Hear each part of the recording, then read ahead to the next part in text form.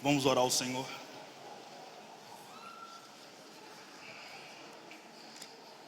Pai, nós te louvamos nesta manhã. Eu oro, Pai Santo, para que a revelação do Cristo crucificado, morto e ressuscitado se evidencie entre nós, ó Deus. Eu oro para que o Espírito que clamava, Pai, venha sobre nossas vidas e que nós, ó Pai, venhamos nos configurar com a realidade dos céus sobre o nosso tempo, sobre a pós-modernidade. Eu oro, Pai Santo, para que o Senhor faça de nós casas de oração. Eu oro, Pai, para que os nossos corações sejam uma harpa onde só o Senhor toque. E que nesse momento, Pai, onde a sua presença já é uma realidade, que nós venhamos ser desconstruídos a partir de Cristo, para que nós de fato venhamos ser como crianças, e que nossa fé venha se estender, ó Pai Santo, a limites onde o Senhor, ó Pai, é quem determina. Eu oro, Pai Santo, para que hoje exista uma reforma profunda na mente dos meus irmãos, na minha mente, e que esta comunidade de fé, Pai, venha receber um toque de uma profunda reforma em Ti. Eu oro, Pai Santo, assim como o Senhor usou homens que pensaram, Pai, na era medieval, na renascença, eu oro para que na pós-modernidade o Senhor levante mentes que pensam, e que a partir, ó Pai Santo, desse contexto de uma nova mentalidade, que eles tragam redenção e honra para a nossa sociedade. Pai, que os nossos corações venham se incendiar por quem o Senhor é, e que nós venhamos, ó Pai Santo, tocar hoje na sala do trono. Nos proteja contra os inimigos da alma, e que nós venhamos ser o pesadelo do inferno, em nome de Jesus. Amém? É um prazer estar aqui. Esse fim de semana está sendo muito intenso na minha vida, no meu coração, por tudo aquilo que o Senhor tem semeado. Pode se sentar. Eu sou Gilberto Araújo, sou líder de um movimento universitário chamado Fire Universitário. E hoje, glória a Deus, e hoje nós somos aqueles que apacentam jovens universitários. Sou pastor de universitários. Acabei de fazer recentemente uma viagem na América Latina, e nós alcançamos aproximadamente 2.000 estudantes de medicina. E nós batizamos uma geração de estudantes de medicina na América do Sul. E o que o Senhor fez na minha vida, sobretudo em Machu Picchu, foi muito profundo, porque me trouxe uma contextualização de uma profunda reforma na alma, mostrando que o Senhor é aquele que escolhe de fato quem não é. Quer que o Senhor te use? O seu diploma não é nada diante daquele que dividiu a história. Então, nunca caminhe sobre plataforma existencial, caminhe sobre plataforma de servo. Se você crescer 2 degraus, diminua 4 em humildade e simplicidade. Se crescer 4, diminua 8, para que o Senhor se revele. Amém? Eu amo fogo, cara. O nome do movimento que lidera é Fire Universitário, fogo. Mas eu prefiro a mudança de mentalidade. Eu quero caminhar sobre essa plataforma. Lá fora, você vai encontrar uma camiseta do Fire Universitário chamada Academic Worshippers, adoradores acadêmicos. Beleza? Essa aqui eu quero dar para minha amiga Kellen, está aqui na frente.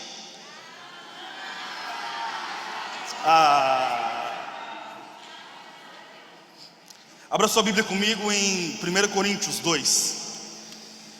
E eu quero fazer um paradoxo. Eu espero que você entenda a ministração, porque eu já sinto a presença de Deus. Eu quero falar muito sobre uma reforma que foi feita na era medieval, a partir de um intelectual, e quero falar sobre a reforma que é possível fazer na pós-modernidade, que é o tempo que fazemos parte hoje. 1 Coríntios 2, a partir do versículo 4. E essa ministração tem mudado a minha existencialidade e o meu ministério.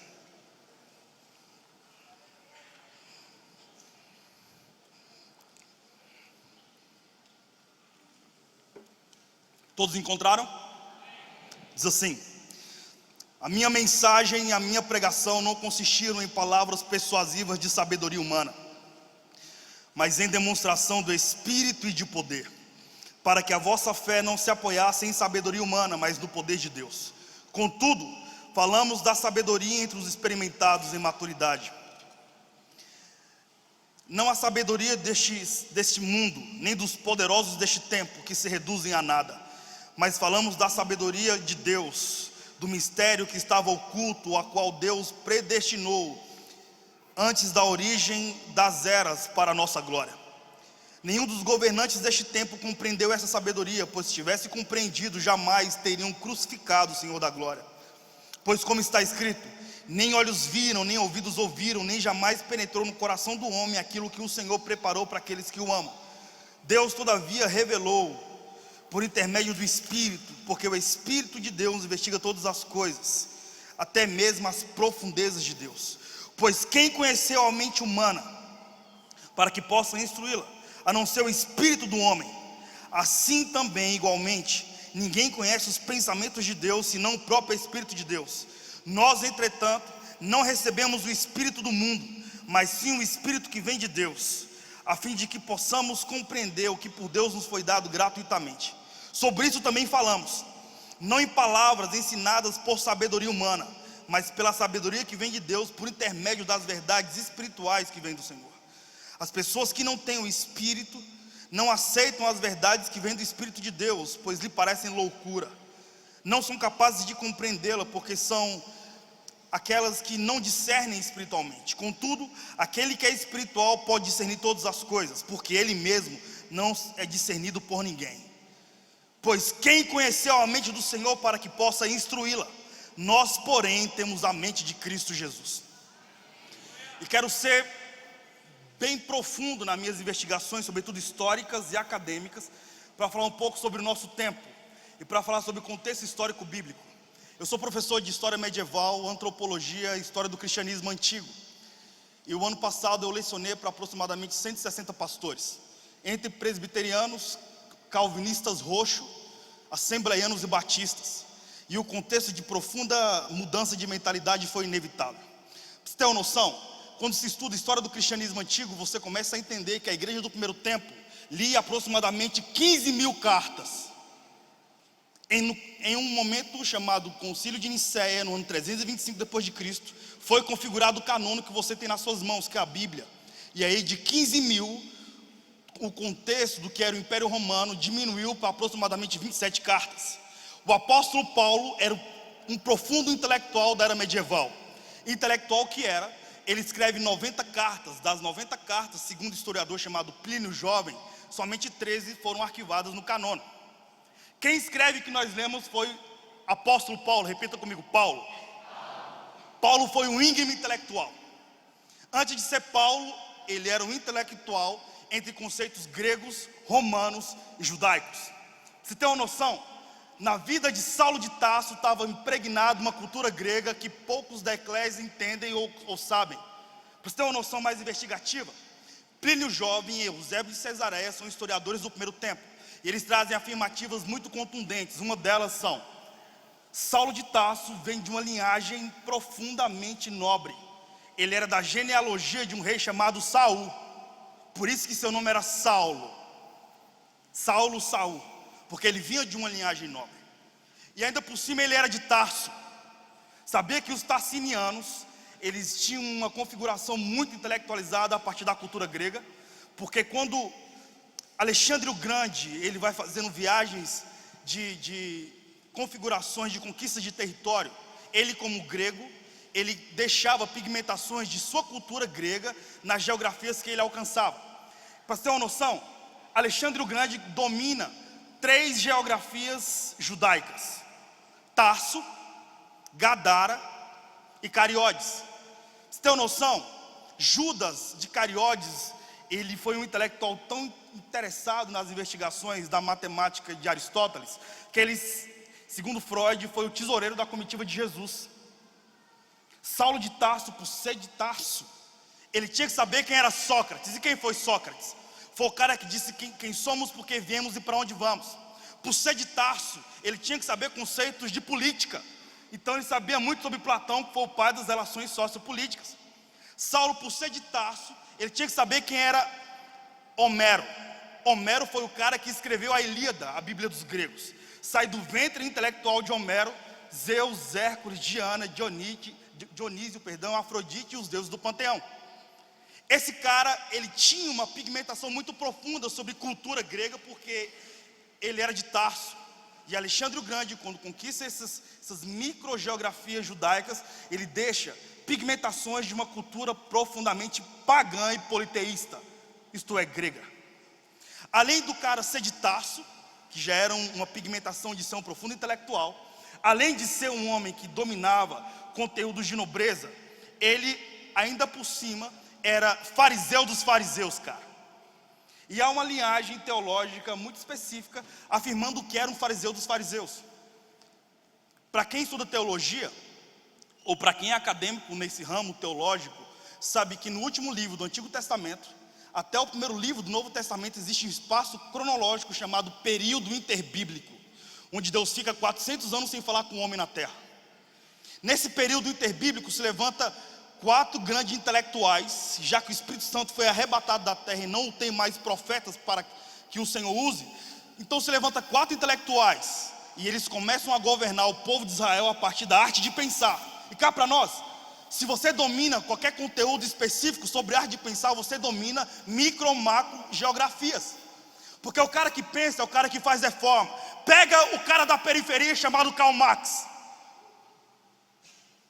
Ele, miserável, existencialmente falando, com uma pigmentação alemã extraordinária no século XVIII. Mas quando ele escreve o Manifesto do Partido Comunista com Friedrich Engels, ele muda o conceito europeu profundo. Por quê? Porque o cara dominou a arte de pensar. Pega o cara que cresce na miséria da Jamaica, quando os brancos invadiram a Jamaica na década de 20, e os brancos pegavam as negras, que têm estrutura óssea mais relevante que as brancas, e faziam delas concubinas, escravas sexuais e domésticas.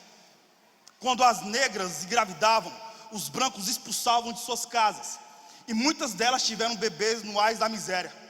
Até que um, muito sensível, por ser órfão existencial, ele começa a fazer poesia a partir da sua própria miserabilidade. E ele, com a guitarra, o cara faz poesia. Ele se transforma em Bob Marley. E um cara que nasceu em um contexto de miserabilidade, ele muda a mentalidade da Jamaica e a mentalidade do continente africano. Por quê? Porque o cara dominou a arte de pensar. Se você dominar a arte de pensar, você domina, sobretudo quem tem um comportamento de alienação social e existencial. Então, os intelectuais que se levantaram no período interbíblico, eles dominaram o povo de Israel com um braço de ferro. Eles eram assênios, fariseus, zelotes e saduceus. Esses caras, eles eram intelectuais, eles tinham que passar pela escola de Gamaliel. Gamaliel não é um homem. Gamaliel é uma mentalidade, assim como existe a mentalidade marxista, existe a mentalidade de Gamaliel. Assim como existe a mentalidade socrática, existe a mentalidade de Gamaliel. Sabe quem foi Saulo de Tarso? Ele era um intelectual tão profundo que estava acima dessa camada intelectual, cara. Porque para ser um fariseu dos fariseus, você tinha que ter uma graduação de uma espécie de teologia a partir de Gamaliel. Você tinha que ter uma pós-graduação com o carimbo do imperador romano. Saulo foi intelectual. Esse cara sabia quem era Deus, sim ou não? Ele não era judeu. E ele diz, como fariseu dos fariseus, fui perseguidor. E ele, tão apaixonado pela regra, pela letra, ele presencia aos seus pés a morte do jovem Estevão. Esse cara sabia quem era Deus. Mas esse cara que sabe quem é Deus, só tem um contato com Jesus depois que cai do cavalo e fica 3 dias na escuridão. E já digo a você, cara, você pode saber quem é Deus a partir da sua religião, a evangélica. Mas você só vai ter um contato com Jesus depois que você for profundamente desconstruído nele. Aí os olhos do apóstolo se abrem. E como diz um amigo, William Guilherme, que ministra dizendo, sua luz brilhou em mim, agora posso ver o seu amor. A desconstrução do homem que vivia nas trevas a partir da religião agora se abre. Detalhe, ele conhece a cultura grega.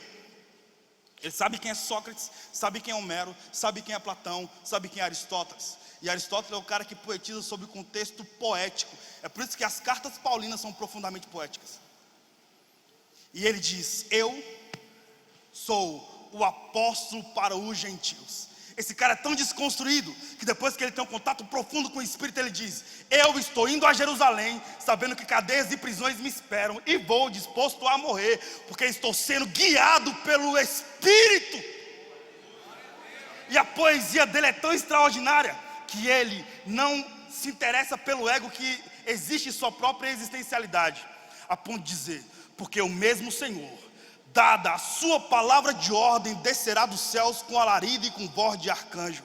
E os que morreram em Cristo ressuscitarão primeiro, depois nós, os vivos, seremos transformados e arrebatados ao encontro do Senhor em nuvens de glória. Confortai uns aos outros com essas palavras. Estou falando de quem? Um profundo intelectual. Ele foi tão desconstruído em relação à religiosidade da sua própria natureza antropológica, que agora ele abre mão de uma cultura específica para falar sobre o reino de Deus, cara. É o cara que domina a cultura da terra. Ele sabe o dialeto grego, romano e judaico, mas ele decide caminhar sobre geografias do mundo mesopotâmico, não para falar sobre estruturas da sua cultura terrena, mas simplesmente para falar sobre o rei. Já ouviu muito sobre o reino? Você já ouviu muito sobre o reino? Deixa eu te dizer algo. É lícito você falar do reino se você não assumir o rei. Se você não assumir o relacionamento com o rei, não tem possibilidade de você falar sobre o reino. Por quê? Porque santificação não é para quem aceita Jesus, cara. Santificação é para quem assume Ele. Assumiu Ele, as coisas se revelam. Quem foi Saulo de Tarso? Foi um intelectual convertido, que quando ele se converte e tem contato profundo com Jesus, ele agora prega em geografias gregas. Sabe onde estou? Como ministério, estou dentro das Grécias, cara. Dentro das universidades. É lá que estão as mentes que pensam. Sabe o que é extraordinário? Esse cara, por saber tanto quem é Yeshua HaMashiach, ele começa a pregar em geografias gregas. Aí ele chega no útero ou a unha encravada da sociedade grega chamada Atenas, e vem o altar do Deus desconhecido. Ele diz: venho vos falar sobre o altar do Deus desconhecido. Esse Deus desconhecido é o que nasceu de uma virgem. Esse Deus desconhecido é tão fabuloso que ele é o Deus criador dos céus e da terra, e ele é semideus e semi-homem. Pergunta: por que os filósofos do Areópago não se converteram? Porque na cultura grega já existia Hércules. Aí ele ministra. Aí vamos entrar no texto, para sermos neotestamentários. Ele diz assim, 2 Coríntios 2,4. 1 Coríntios 2,4. Porque a minha mensagem não se consiste em palavras persuasivas de sabedoria humana, mas em demonstração do Espírito e de poder. Em demonstração do Espírito e de poder. O Fire Universitário é um movimento universitário. Nós temos amigos que lideram movimentos universitários. E alguns têm plataformas de ministério. A plataforma que usamos é a intelectual. Porque se você está dentro de uma universidade, você tem que dominar a ciência que você está estudando, para que você seja uma voz lá dentro. E aí o Senhor usando a minha mente, porque eu preciso ter uma mente renovada e transformada, aí sim o sobrenatural vem. E quando o sobrenatural vem, cara, quando o Espírito convence, já era para o diabo. Enfim, o apóstolo Paulo vai pregando. Quando ele descobre que não é a partir da intelectualidade, mas do poder de Deus, aí ele vai fazendo viagens extraordinárias. Detalhe: a cultura grega, além de ser intelectual, além de ser uma cultura politizada e filosófica e poética, ainda é uma cultura profundamente bela. Até hoje, cara, se você olhar para um homem bonito, você pode até afirmar: aquele homem lembra um deus grego, sim ou não? Ou aquela mulher lembra uma deusa grega. Você imagina o que é um homem feio, que o apóstolo Paulo era feio, segundo Plínio Jovem. Olha só a antropologia física do apóstolo Paulo. Ele tinha 1,5 metro de altura, cabeça inchada, manco e míope. Só que ele vai ministrar em um lugar chamado Éfeso. Lê lá Atos 19. Éfeso tem uma polis e um centro específico de uma das 7 maravilhas do mundo antigo, que é o templo da pseudo-deusa Diana. Éfeso é tão interessante que o contexto de prostituição a partir das ninfetas, que eram as prostitutas lindas da época, existia 900 pórticos, onde 900 prostitutas pegavam o alvará da prefeitura para vender o seu corpo como trabalho de promiscuidade. E elas eram muito nobres, muito belas. E era um trabalho nobre, era a antropologia daquela época. Quando o apóstolo Paulo chega com Áquila e Priscila em Éfeso, o processo de transformação histórica e transcultural, cara, é tão extraordinário, que está acontecendo uma reunião pagã, uma reunião folclórica de aproximadamente 200 mil pessoas na cidade de Éfeso, porque eles estão comemorando uma espécie de conferência do templo da pseudodeusa Diana. Na mesma cronologia e na mesma geografia, o apóstolo Paulo entra e encontra um grupo de 12 varões. Lembra de Atos 19? E ele diz: a paz, irmão, shalom. E os caras respondem: como é que você sabe que nós somos cristãos? Aí o apóstolo Paulo afirma no Espírito: eu sei, porque o mesmo Espírito que está em vós é o mesmo Espírito que está em mim, porque ambos somos filhos do Deus Altíssimo. Aí o apóstolo pergunta: recebestes o batismo? Aí os caras dizem: nós recebemos o batismo de João. Ele diz: então está na hora de receber o batismo no Espírito. Ele ora, e 13 homens muda a cultura grega em Éfeso. Lê o livro de Atos. O sacerdote do templo da pseudodeusa Diana fica tão impactado que ele rompe o silêncio e vai trocar uma ideia com o apóstolo Paulo. Tipo: e aí, meu irmão, tu chegou na minha reunião por quê? Só que 13 caras tirou a atenção de 200 mil pessoas aqui. A Bíblia diz que o apóstolo Paulo ora pelo cara, o cara cai endemoniado. Na mesma hora, que o cara faz? Eu quero que traga para o centro de Éfeso todos os livros da minha cultura, porque nós iremos queimar em praça pública. Porque o único Deus verdadeiro é o Deus que está na vida desse baixinho de 1,5 metro de altura. E aí, quando você abre o Almanaque Abreu, você descobre que a sexta-feira 13 vem de um grupo de 13 homens falando sobre conceitos do cristianismo em Éfeso. Mudou a cultura. É tão profundo que estou afirmando que o que vou dizer agora pode chocar a mentalidade clérica que não tem acesso ao academicismo. E por coincidência o Theo vai pregar daqui a pouco. Quando você lê o primeiro livro, ou melhor, o livro de Lucas, o Evangelho de Lucas e o livro de Atos dos Apóstolos, você percebe que quem escreve esse livro é um médico, é Lucas. Só que Lucas denomina o livro para um cara chamado Teófilo. Ele diz: envio ao excelentíssimo Teófilo. Algumas afirmativas traz uma análise muito contundente, afirmando que Teófilo era o reitor da Universidade do Egito. Uns afirmam que Teófilo é da cidade de Alexandria. Outros afirmam que Teófilo é da cidade de Antioquia. Outros já trazem uma afirmativa muito contundente, dizendo: ele foi um intelectual que governou a Universidade do Egito. E o Egito, no mundo mesopotâmico, há 2.000 anos atrás, era um útero intelectual que gerava médicos. Lucas, para você ter uma noção, é um médico. Sabe quem foi o apóstolo Paulo antes de se converter? Foi um professor universitário que lecionou na Universidade do Egito. Quantos sabiam disso?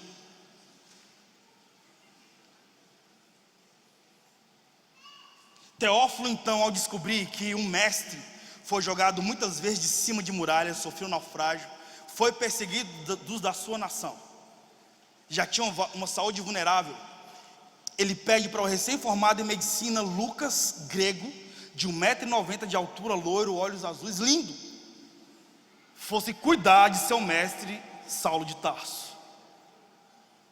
Sabe como Lucas se converte? Já teve acesso à conversão de Lucas? O autor do Evangelho de Lucas, do livro de Atos dos Apóstolos. É extraordinário. Tão fascinante que quebra rupturas existenciais da alma de quem entende o que é intelectualidade. E ele mesmo narra para Teófilo, para o reitor da Universidade do Egito, dizendo da forma mais profunda. E a Bíblia de Genebra e a Bíblia de Jerusalém herdam na pós-modernidade o texto mais próximo do original. E olha o que diz: estava numa reunião, ele narrando para Teófilo, em uma reunião, tinha um jovem na janela chamado Eutico. Eutico, observando a reunião da comunidade de fé, e olhando para fora da reunião, fica tonto em um determinado momento. Ó, excelentíssimo Teófilo. E ele cai. Ao cair, o crânio dele bate no solo, e quando bate, o crânio se abre, e os féritos são cuspidos para fora. Então desce o médico, o único que tem formação acadêmica em medicina, e já traz um diagnóstico para o moribundo, dizendo: ele está morto. Aí o baixinho de 1,5 m de altura, mancando, eu imagino ele, cara, Aquela imagem nordestina brasileira, né? Descendo e mancando, olhando para o rosto de Lucas, o grego, e para o moribundo, e dizendo: ele não morreu, ressuscita, Eutico. E na frente do médico, ele vendo os féritos sendo chupados para dentro e o crânio se fechando.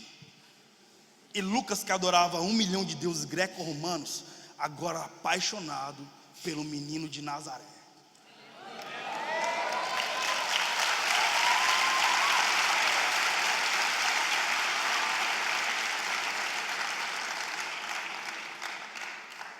É tão profunda a paixão do intelectual convertido, de Saulo de Tarso convertido, que antes de morrer, ele falando muito sobre Jesus, obviamente em Roma, ele como cidadão romano, tendo orgulho por morrer na sua própria pátria, cortaram a língua dele por ele falar muito sobre Jesus, cara. E ele escreve com o sangue dos lábios, escrevendo na parede: vocês podem ter tirado a minha língua, mas Jesus vocês não tiram do meu coração. Como pode um cara que nasce ou que vive em um momento histórico muito perverso a nível de antropologia, onde a cultura é hedonista, onde a investigação sexual é muito profunda, onde a promiscuidade religiosa é exacerbada, onde as pessoas vivem a partir de uma ditadura influenciativa, e esse cara traz uma visão cosmobíblica tão profunda que ele muda uma geografia de um continente inteiro quase sozinho, cara.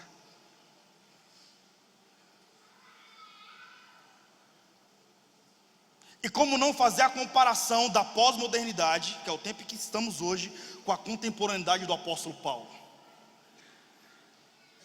E como professor de história, a minha análise é: cara, que o Senhor levante homens que pensam para trazer uma transformação social, não somente eclesiástica, porque na boa, em relação à eclésia, muitas vozes já existem.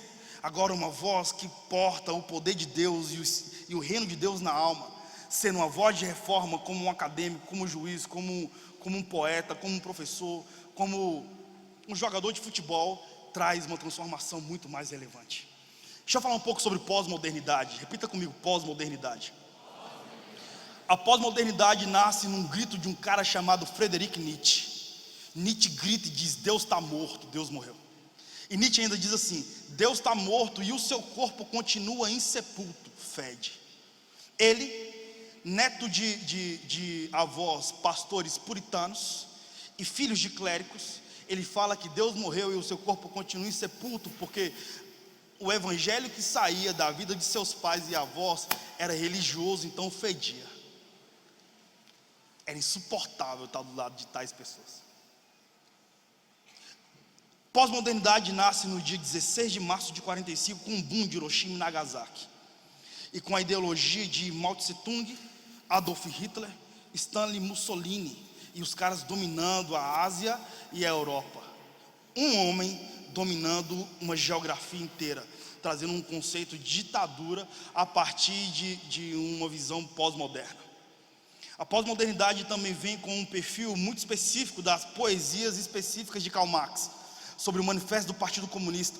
E quando Marx evidencia o conteúdo de que o ser humano é um produto do meio, ele fala sobre o burguês moderno, e ele fala sobre o homem que está sendo substituído pela máquina. Lembra da quinta série? Aí vem Charlie Chaplin na década de 40 e diz: não sois máquinas, homens és quem sois.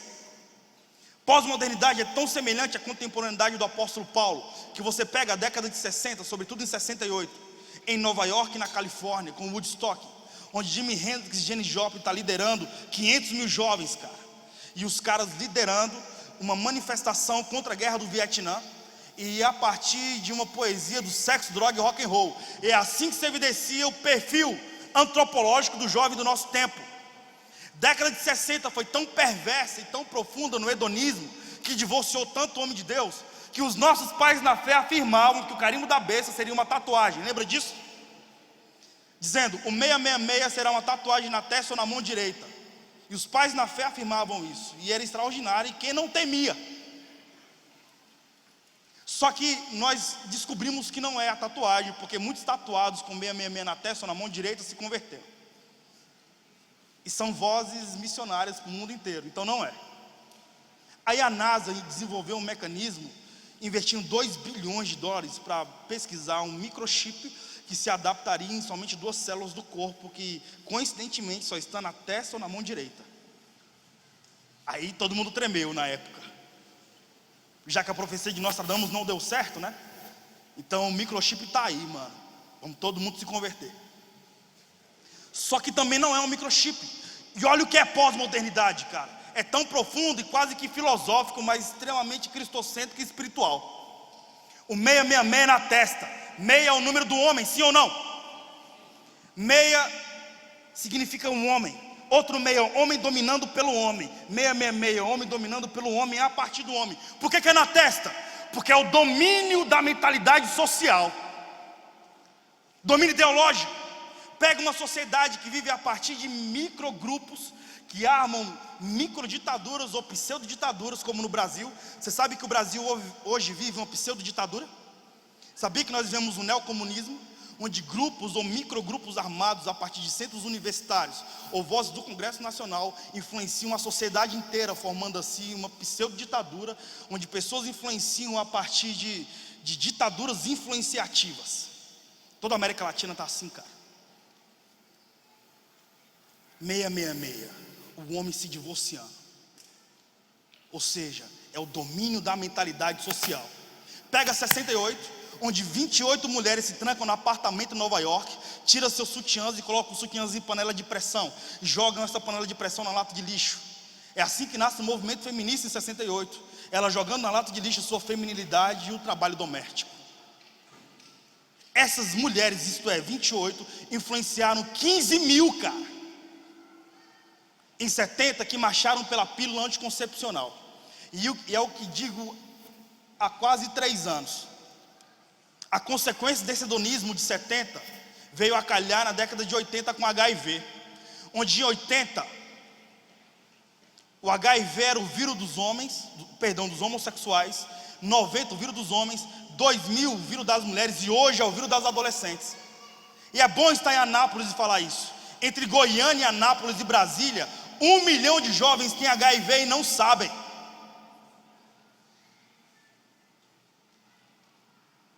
O hedonismo do nosso tempo é perverso, mas muitos intelectuais do nosso tempo se levantaram para ser uma voz específica. Pega a escola de Bonhoeffer, um pastor alemão de 1940, que peitou Adolf Hitler em relação ao nazismo, dizendo: o seu comportamento nazista e ditatorial corrompe o prazer e a devolução de honra que o evangelho traz. Você está em pecado. Obviamente sofreu, mas colocou Hitler em uma situação de cheque, porque ele era um professor universitário, influenciava toda a Alemanha. Pega Francis Schaeffer e a escola específica na Holanda, a Universidade da Holanda, o cara que trouxe uma configuração intelectual a partir do reino de Deus. Ele foi amigo íntimo de Huckmacher, que é um professor de história da arte, que escreve uma obra chamada A Arte Não Precisa de Justificativa. E eles trazem uma configuração tão profunda a partir do reino de Deus, que mudam a mentalidade a partir da vida acadêmica, por causa do reino de Deus. Pega o clássico e o herói da fé, C.S. Lewis, ateu, profundo, freudiano, porque aos 9 anos de idade se tornou órfão. E a orfandade, cara, é o pai dos ateus. E C.S. Lewis, ele só se converteu, obviamente que o Espírito tinha um projeto, mas ele era amigo de um cara chamado R.R. Tolkien, o autor do Senhor dos Anéis, cristocêntrico, cristão. Ele diz que existe uma aliança entre Deus e a humanidade, que todos os seres querem corrompê-la, os imagináveis e os mirabolantes produzidos pela mentalidade humana. E C.S. Lewis, cara, fica em uma situação de cheque. Como é que um cara tão intelectual como Tolkien é cristão e ele vai viver uma fé a partir de um cara que ele nunca viu? Aí o cara lê os evangelhos para entender a mentalidade do amigo. Aí escreve-se uma obra, O Mais Relutante dos Convertidos. Olha só, o cara lia o evangelho e Jesus se revelou a ele, e o cara se relutava a acreditar no cara que ele nunca viu. E o Espírito que faz a obra.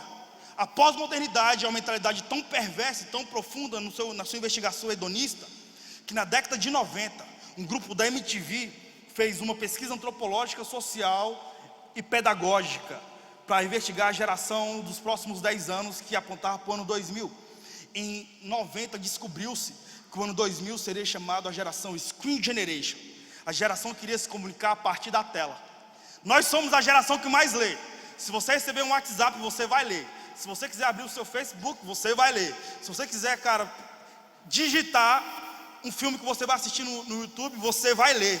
Somos a geração que mais lê, mas que detém menos informação, embora tenha fácil acesso à informação e menos intelectualizada. Minhas experiências na Universidade de Brasília. O FAI Universitário funciona com núcleos em campos universitários e se espalhou para alguns países da América Latina. Aí cresceu de uma forma tão extraordinária que fugiu do controle, né? E hoje a gente desenvolve um ministério integral a partir disso.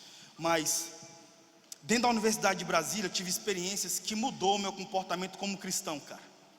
E são histórias clássicas do FAI Universitário. Estava na Universidade de Brasília, ministrando no núcleo, que são reuniões de avivamento e que são bases de apoio para cristãos dentro de universidades. E conheci uma pessoa chamada Alessandra. Se você acompanha o nosso ministério, você certamente vai lembrar dessa história. Alessandra veio de Oxford. Alessandra escreveu um pós-doutor em Oxford. E o pós-doutor que a Alessandra escreve é com o tema: a transexualidade não é patológica, mas é um gênero.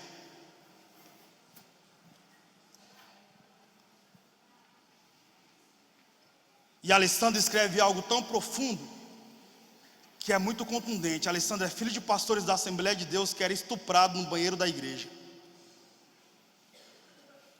Quem é a Alessandra? A Alessandra é uma pessoa, cara, tão intelectualizada e apaixonada por Jesus, que quando contou para o pai que era abusado no banheiro da igreja, o pai expulsou a Alessandra de casa, a ponto dela se tornar órfã de pastores e órfã de pais vivos. Quem adota a Alessandra é a comunidade LGBT. Sabe quem é a Alessandra? É a pessoa que escreve o discurso do Jean Williams. Sabe de onde a Alessandra é? Da cidade de Anápolis. Quantas vezes eu sentei com a Alessandra e chorei com ela no pátio da Universidade de Brasília. E ela revoltada com a igreja, cara. Mas Alessandra, você sabe que é pecado que você está desenvolvendo? Eu sei, mas hoje a voz que eu alcanço proporciona ouvidos que me devolvem a honra, porque quando eu falei para o meu pai um sofrimento existencial, ele reuniu o conselho da igreja e me excluiu. Aí começou a chorar e deu uma porrada no chão, né, na reunião. Eu vou provar para o meu pai que eu vou influenciar a minha geração. Pá, uma porrada. O pós-doutor dela: a transexualidade não é patológica, mas é um gênero. Eu gostaria que você me prestasse seus ouvidos para eu explicar isso. Existe uma camada piramidal zoológica de répteis, anfíbios, invertebrados, mamíferos, plantas e os homo sapiens. Nessa camada piramidal zoológica, todos os seres vivos se relacionam a partir de fragrâncias fisiológicas. Está entendendo até aqui? As plantas liberam a fotossíntese. Vamos lá para a quarta série. A planta libera a fotossíntese. A planta fêmea libera pólis. A planta macho sente a fragrância fisiológica da planta fêmea e as plantas se acasalam. E Deus viu que isso era bom. Répteis, anfíbios, invertebrados, mamíferos e anfíbios liberam fragrâncias fisiológicas. A cadela está no cio, liberou uma fragrância fisiológica. Só o macho da espécie sente. E eles se acasalam, Deus viu que era bom. Pós-doutor de Alessandra: o homem, se for hétero, ele vai desenvolver o seu libido a partir da fragrância fisiológica da mulher. E o homem libera testosterona, que vai ativar o libido feminino. A mulher libera progesterona e o estrogênio, que vai liberar o libido masculino. Está entendendo até aqui? Segundo a biomedicina já afirma que no caso de homossexuais acontece da seguinte maneira: se eu sou um homem e tenho desejos por outro homem, e se eu saciar esses desejos a partir do contato com o homem, o que vai tatuar o meu libido vai ser também a testosterona, a mesma substância que eu produzo. Por isso que é homo, entendeu? A biomedicina afirma que no caso do lesbianismo existe uma linha patologizante tênue, ou melhor, uma linha tênue que aponta para uma provável patologia, porque a mulher não se interessa por outra a partir da sexualidade ou do libido, mas da carência, do carinho e do afeto. E a partir disso vem um relacionamento. A Alessandra desenvolveu o pós-doutorado dela em cima dessas afirmativas. Acompanha a Alessandra até hoje, cara. Hoje ela é a voz mais intelectual a partir da comunidade LGBT da América Latina. Conheci Marcelo. Marcelo é um garoto de hoje, sei lá, com uns 28 anos. Ela terminou um doutorado na Universidade de Brasília.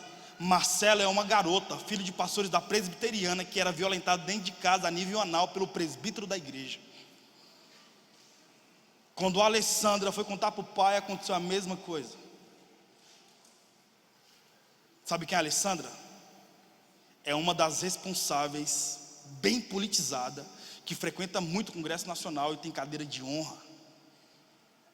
É a responsável pela marcha LGBT de Brasília. Conheci Roberto. Roberto anda de longboard comigo. Roberto é filho de pastores da Igreja Batista e é o cara responsável pela marcha da maconha em Brasília. O que acontece no nosso vínculo eclesiástico que tem poder de devolver a honra dos filhos na fé, cara?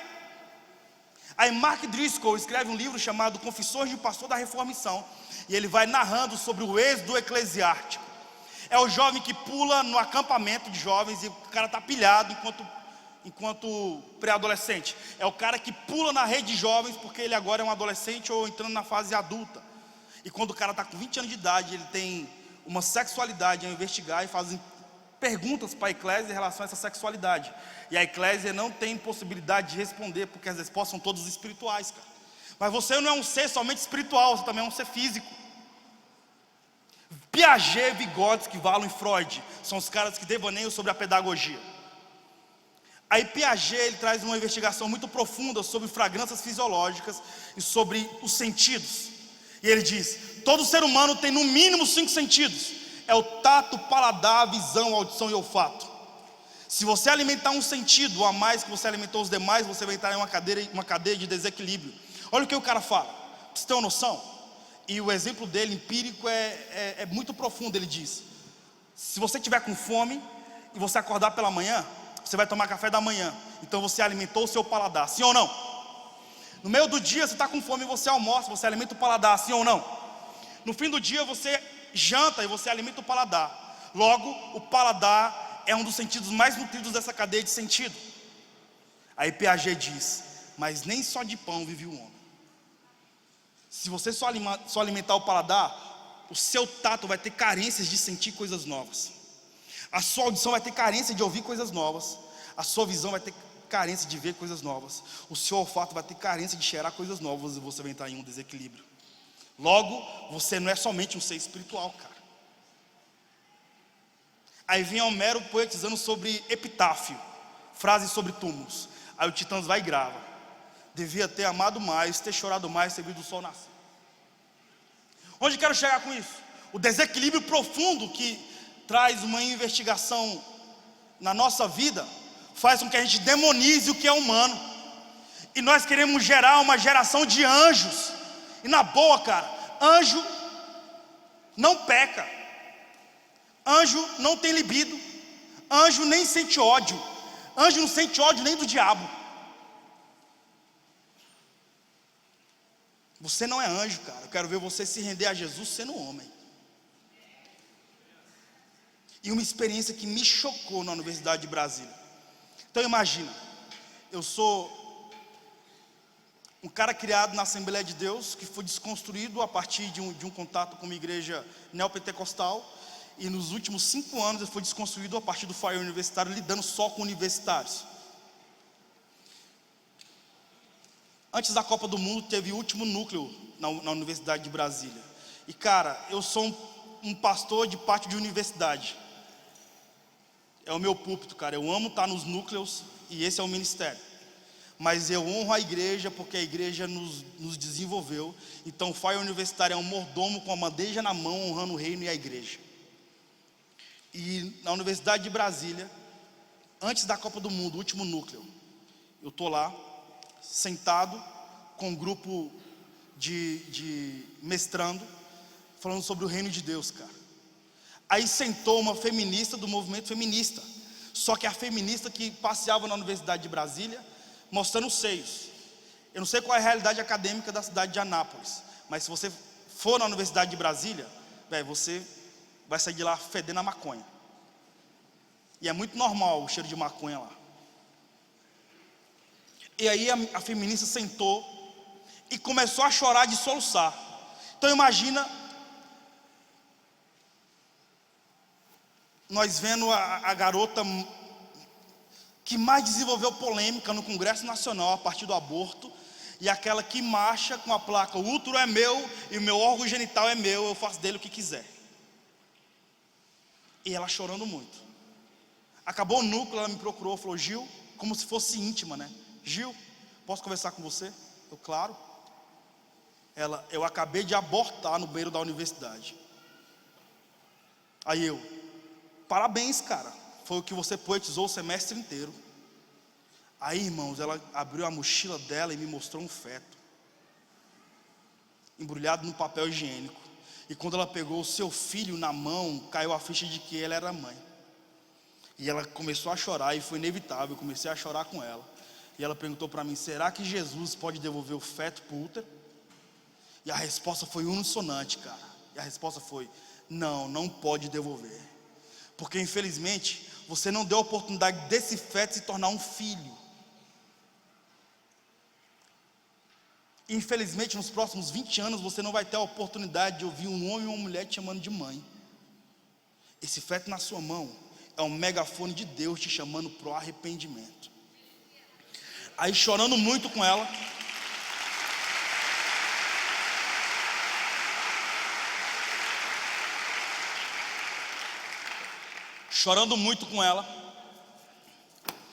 aí eu comecei a devanear, cara, e me tornei uma comunidade terapêutica.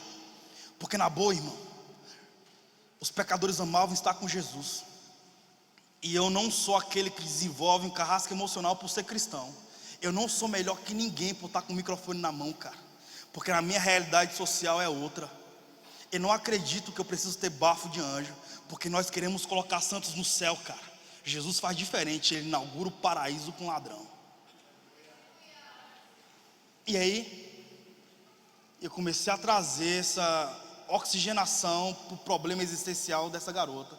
E falei para ela: cara, você tem algo que eu não tenho, você tem um útero. Infelizmente eu não tenho a oportunidade de saber e o privilégio de entender o que seria um ser crescer em mim. Mas você tem. E se você tem um útero, isso é bom, porque tudo que Deus fez é bom. Devaneia comigo, cara, você vai casar. E não se desespere, o Senhor vai te dar outras oportunidades de gerar um bebê. No outro dia, você tem um útero e eu não tenho. O Senhor vai te dar a oportunidade de gerar um bebê. Um mês depois, você tem um útero e eu não tenho. Quase 6 meses depois, você está bem? Você tem um útero e eu não tenho. Estou te esperando na minha edificação mútua. Sabe, eu acredito que o Senhor pode usar mentes que pensam. Sabe como desenvolveu o meu ministério? Eu, estudante de história, sentado na cadeira, assembleiano roxo, daqueles que apresentam um trabalho tipo assim: quero vos falar sobre o que Karl Marx falava no século XVIII. Você também é assim, cara, provavelmente. E eu era o chato da sala de aula. Aí o Senhor me trouxe uma visitação espiritual, quando o professor de pré-história começou a falar sobre Aníbal. Aníbal foi o pesadelo de Roma. Só que antes de falar de Aníbal, ele começou a poetizar sobre o clássico debate do criacionismo versus evolucionismo. E é enjoativo ouvir isso. É tipo falar sobre predestinação e livre-arbítrio. Aí na sala de aula, o cara mostrando, né? E professor universitário tem as manhas de influenciar qualquer aluno, porque ele detém o conhecimento. E ele passando os slides dizendo: olha o macaco. Aí passou a foto do macaco chupando picolé. E o que determina que nós somos o Homo sapiens, aquele que tem a coluna ereta, é o movimento de pinça. Eu consigo pegar, logo eu sou um homem. E o que nos aproxima da gênese do macaco, a partir de Mendel, que desenvolve o código genético, também é isso. Nós somos quase irmãos, porque o macaco também tem uma digital. Então nós somos quase parecidos, a nível fisiológico. Aí o professor: olha que incrível, um macaco segurando um picolé. E os estudantes universitários: fala, cara, imagina isso. Aí ele começou a devanear, dizendo: o extraordinário é que 90% dos genes do macaco é semelhante a 90% dos genes de uma criança de 8 meses. Aí todo mundo,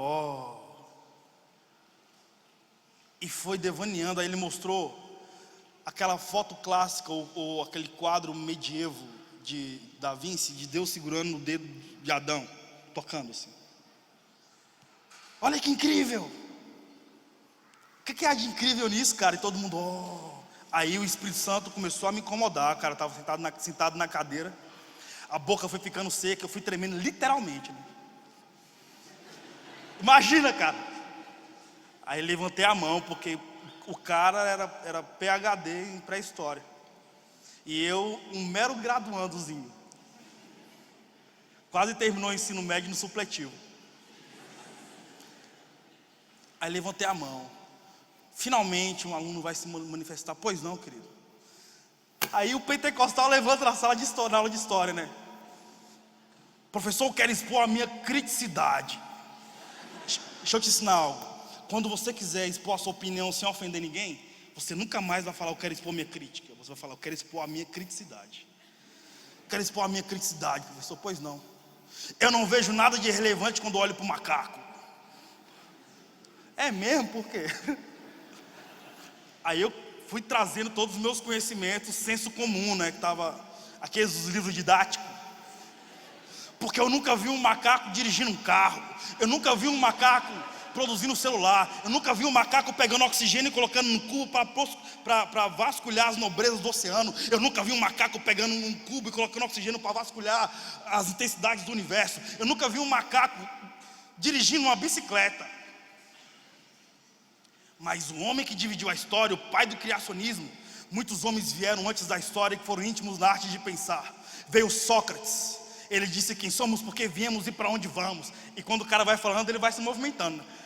Para onde vamos? Veio então Platão, discípulo de Sócrates, foi o pai das relações sociopolíticas. Ele desenvolveu um mecanismo que gerou um outro discípulo chamado Aristóteles, foi um dos pais da matemática. E esse cara desenvolveu um outro mecanismo, que desenvolveu um discípulo chamado Alexandre o Grande, o cara que vasculhou as nobrezas do mundo mesopotâmico. E aí veio um cara chamado Sakyamuni Buda, o pesquisador da busca interior. Veio Confúcio, o filósofo da brandura, e todo mundo igual a você, me olhando.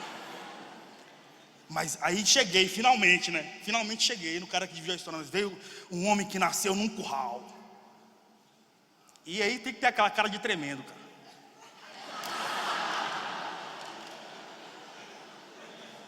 Ou você fecha a sobrancelha ou levanta ela. Nasceu num curral. Ele nasceu num momento ditatorial e autocrático. Veio de uma virgem. Não se sabe se ele falava um idioma ou se ele escreveu um livro. O que se sabe é que ele foi tão romântico em relação à alma humana, que o homem que poderia segurar o universo na palma das mãos, abre mão dessa glória para navegar no ventre de uma virgem, para entender quem somos. E é esse homem que divide a história.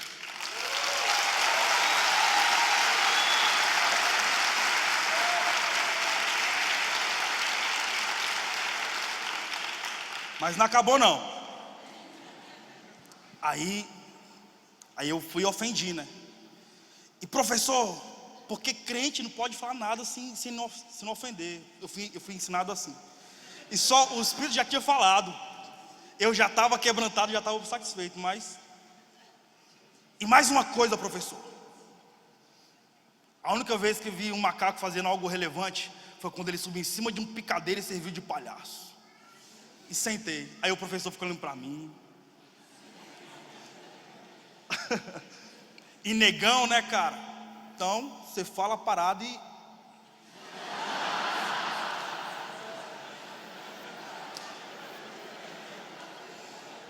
Não pode abaixar a guarda, mano. Ainda mais se você veio do gueto. O cara que veio do gueto é o cara que fala: o que foi? O cara vai dizer: o que foi o quê, man? Aí o professor ficou me olhando, eu fiquei olhando pro olho do professor, tipo, reprovei, cara. Aí ele olhou pra turma e falou: sabe o que é isso? É um pensamento evolutivo. E me ignorou e continuou a aula dele, cara. Aí, cara, foi a primeira vez que eu vi na minha alma que o Senhor me chamou para desenvolver o reino de Deus entre mentes que pensavam. E nunca mais parei, cara. Sabe, eu acredito de verdade no mecanismo do que o Senhor pode fazer. Eu tenho presenciado tantas coisas incríveis em campos universitários, cara. E o que o Senhor tem feito em toda a América Latina, eu falo toda porque eu tenho contato com muitos irmãos, sobretudo de Cochabamba. Essa semana eu estava conversando com um grupo de estudantes de Cochabamba, que é uma geografia específica na Bolívia, e a galera incendiada. E a Bolívia e Venezuela vivem uma pseudo-ditadura, eles vivem um neofascismo. Imagina, eu estava em Santa Cruz com um grupo do Fire Universitários e tinha um bocado de estudante reivindicando na praça lá, né? Aí quem estava lá reivindicando com os caras? E não tem negro na Bolívia, então se você cola lá, mano, todo mundo fica de olho em você. Então eu... Viva Laú, viva Laú, viva Laú Universitário, viva Laú. E todo mundo começou a gritar: viva Laú, viva Laú. E cara, pra mim é tão profundo isso. Eu sou apaixonado por estudantes, cara. O desenvolvimento daquilo que o Senhor fez no meu ministério, naquilo que a gente vê em campos universitários, é uma reforma.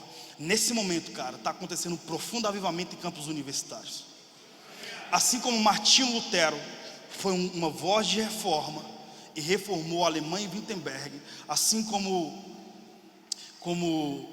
Calvino foi um professor universitário e impactou a França e Genebra, assim como William Tyndale foi o primeiro homem a traduzir a Bíblia para o inglês, mas infelizmente morre na Inquisição. Ele abre porta para King James fazer reforma. É o que escreve a Bíblia, King James. Eu acredito de verdade que o Senhor vai levantar nos próximos 20 anos mentes que trarão com sentimento de reforma para a eclésia e devolverá a honra para a sociedade, porque eu acredito que a educação é o Messias social, cara. E realmente é. Eu estar aqui hoje com o microfone na mão falando para vocês é a prova de que o Senhor pode fazer algo com quem estuda. Minha mãe foi mendiga até os 9 anos, cara. Meu pai foi do Comando Vermelho. Meu pai foi assassinado no meu aniversário de 3 anos. Minha mãe ficou sem recursos, sem possibilidade de criar filhos e começou a traficar drogas, cara. Foi presa e condenada.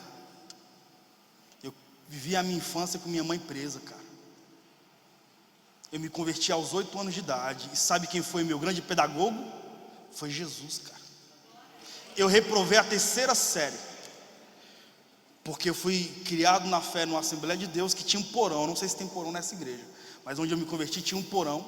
E eu colava com os caras no porão e lia a Bíblia de joelhos, porque era relevante se fosse de joelho, né? Então me ensinaram a ler a Bíblia de 2 em 2 anos. Então foi dos 8 aos 10, dos 10 aos 12, 12 aos 14, 14 aos 16, 16 aos 18, 18 aos 20, 21 aos 22. Hoje não interessa a idade que tenho, mas o Senhor trouxe esse mecanismo. E detalhe, cara, já errei muito, já pequei demais, velho. Mas o extraordinário é quando Deus usa homens que cheiravam a peixe, e por causa do contato com Jesus, esses homens transbordaram e transbordaram o mais nobre perfume da inteligência humana. É possível, cara, você ser alguma coisa no Senhor. Eu acredito que o Senhor determinou sobre a cidade de Anápolis um momento como esse, para que você se desperte e faça parte daquilo que o Senhor tem desenvolvido na pós-modernidade. Que foi o apóstolo Paulo, foi um homem que pensou e ele reformou. Que foi o apóstolo Paulo, foi um intelectual da época dele. Que foi o apóstolo Paulo, foi um homem que deixou obras literárias que nos nutrem na fé hoje. Quem foi ele? Um cara que assumiu a sociedade grega em relação ao reino de Deus. Eu assumi a sociedade grega, eu assumi os campos universitários, cara, junto com irmãos que desenvolvem o ministério na nossa nação e fora dela. E eu acredito que o Senhor, nessa noite, também deixa essa poesia para que nós venhamos devanear a respeito. E o texto diz: a minha mensagem e a minha pregação não consistiram em palavras persuasivas de sabedoria humana, mas em demonstração do Espírito e de poder. Quero chamar o louvor aqui, se for possível, e quero só trazer mais um devaneio para a gente encerrar, para que o Senhor se revele. Porque antes de vir para cá, eu estava orando por vocês, e o Senhor falou e trouxe palavras de conhecimentos específicas. Eu me lembro que eu estava num determinado momento da faculdade, e quem faz história, filosofia, psicologia e curte poesia, sempre tem um sarauzinho. E aí, cara, os caras declamam Camões, Drummond, esses caras clássicos. E aí eu tava passando, cara, se você passar, você é empurrado para esse momento e você tem que declamar uma poesia. E como você cresce curtindo rap é poesia, né? Aí me empurraram, velho. Pá! E com vocês o poeta, e apontaram para mim. Aí eu, velho, não sei nada de Homero, nada de Camões e muito menos, eu só sei sobre Mano Brown. Aí lembrei de uma poesia de um amigo meu chamado Santos Soares. Aí você faz aquela cara de tremendo, né? E já que te exporam, você vai ter que fazer bonito e fazer em nome do Senhor. E falei: e com vocês, de Sandro Soares, Juventude Alienada. E comecei a declamar um rap, cara. Um garoto parado na porta de um bar, não consegue um palmo na sua frente enxergar, pois o som alto do carro ajuda a não pensar na sua vida estragada que o mundo insiste em levar. Além do mais, parece uma passarela, onde a menina desfila se mostrando pra galera, mas a rapaziada as considera um objeto descartável que se usa e já era. Eles não ligam pra isso, querem mesmo é agitar. Vamos sorrir aqui na rua, mas em casa vão chorar. Seus pais não têm diálogo e nem querem conversar, pois todo dia é aquela mesma guerra familiar. Então vem a fuga para os problemas esquecer, o crack, a cocaína e o LSD. Eles querem fazer igual o seriado da TV, mas se esquecem que no filme é bem mais fácil vencer, pois no seu ciclo de amizade, em sua turma, em sua roda, para ser admirado eles têm que andar na moda. Eles fingem ser forte, pois nada os destrói, com um sorriso falso no rosto enquanto o seu coração dói. Somos movidos a álcool, respondeu o playboy, como se realmente fosse uma vida de herói. E apontei para os caras e disse: juventude alienada, suas modas e vaidades já não valem nada. Juventude alienada, manipulada, consumista e americanizada. Juventude alienada, suas ideias e conceitos são uma piada. Juventude alienada, pinta a cara, mas não sabe o que tem na esplanada. Juventude acomodada, massificada, aceita tudo, não questiona nada. Quem dera se isso fosse brincadeira, mas é a realidade da juventude brasileira. Mas a esperança me diz que ainda dá para mudar. Aí peguei minha Bíblia da mochila e disse: conhecereis a verdade e ela vos libertará.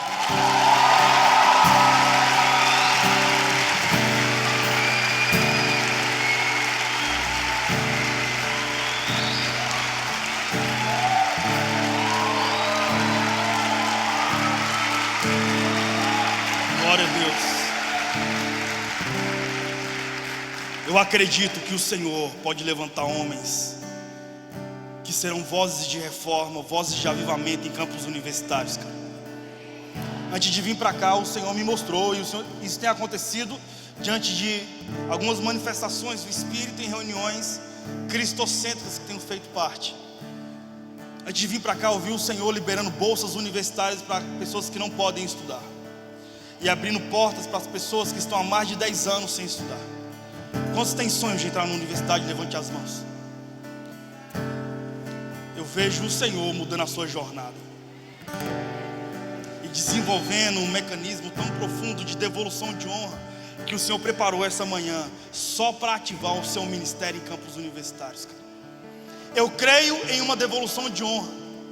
Ele não nasceu em berço esplêndido, mas ele é lembrado após 2000 anos. E assim como o Senhor usou o pequenino Saulo de Tarso para que o mundo grego fosse conquistado a partir do poder do Evangelho, o Senhor pode conquistar a cidade de Anápolis por causa de um pequenino dessa cidade. E se você entende, porque se o Senhor falou é porque há ouvidos que precisam ouvir.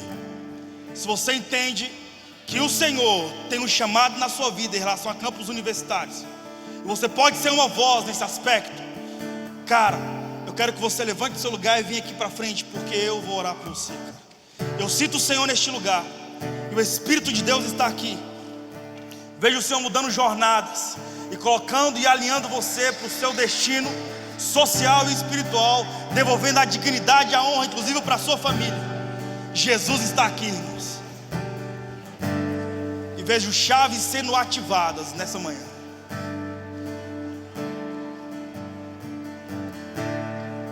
Robert.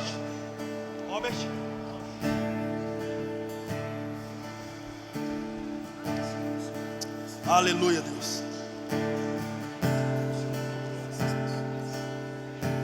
Estenda suas mãos em nome de Jesus, cara. Eu vejo o Senhor liberando bolsas universitárias para uma geração que infelizmente não teve acesso ou não pôde estudar. Eu vejo o Senhor liberando e ativando esse mecanismo, cara. Há uma proporção do Senhor e dos céus nessa manhã de devolução de honra, redenção e dignidade. E certamente os seus próximos 5 anos serão marcados por profunda devolução de honra social. Pai, eu oro por essa geração que está aqui, ó Deus, e peço para que o Senhor derrame sobre eles, ó Pai, a mesma unção que veio sobre o apóstolo Paulo, a mesma unção que veio sobre Bonhoeffer, a mesma unção que veio sobre Francis Schaeffer, a mesma unção que veio, ó Pai Santo, sobre Huck Mack, ó Senhor, e sobre Lewis. E que essa geração, ó Pai Santo, seja uma voz de profunda intensidade no espírito na pós-modernidade, Deus. E que o Senhor use, libere e leve, ó Pai Santo, para o destino espiritual deles.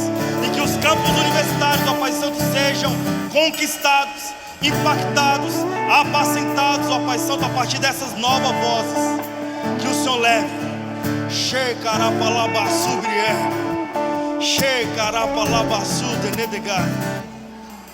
Aumenta, ó Pai Santo, a intensidade da sua glória, Senhor. Que teu Espírito seja uma bússola para direcionar essa geração, em nome de Jesus.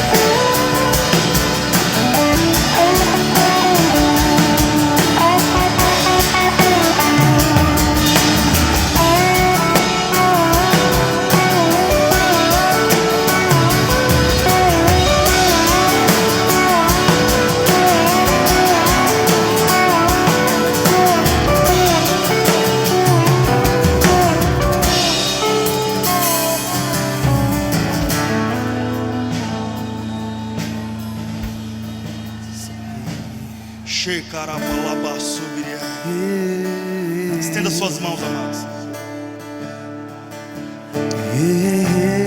Pai, eu oro para que o Senhor coloque poesia sobre a vida dos meus irmãos. Eu oro, Pai Santo, para que eles sejam, Pai, professores, que eles sejam acadêmicos, que eles sejam, Pai Santo, homens de sociedade, que tenham, ó Pai Santo, uma palavra de reforma nos lábios e uma vida, ó Pai Santo, de transformação na existencialidade. E que o Teu Espírito, ó Pai Santo, venha com redenção e honra. Porque a minha palavra e a minha ministração não é a partir da mentalidade humana, mas em demonstração do Espírito de poder. Deus, assim como o apóstolo Paulo ganhou Lucas, um médico, ó Deus Santo, enviou as cartas a Teófilo, que o Senhor, ó Pai Santo, faça com que esses homens, que essa galera, Pai, seja direcionada para os seus focos e destinos, ó Senhor Jesus.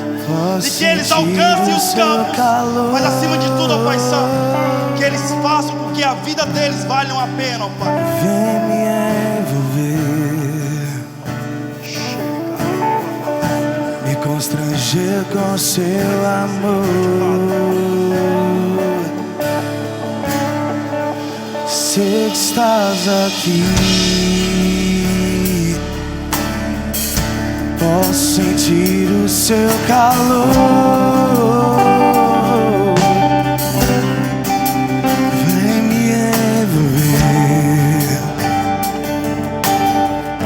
me constranger com seu amor.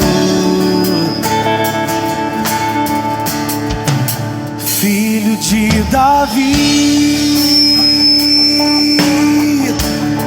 tem compaixão de mim.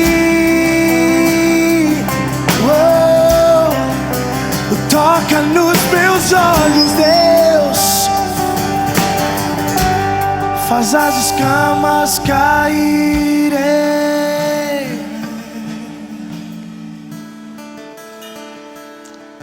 Amém, graças a Deus. Podem retornar aos seus lugares, queridos, por favor.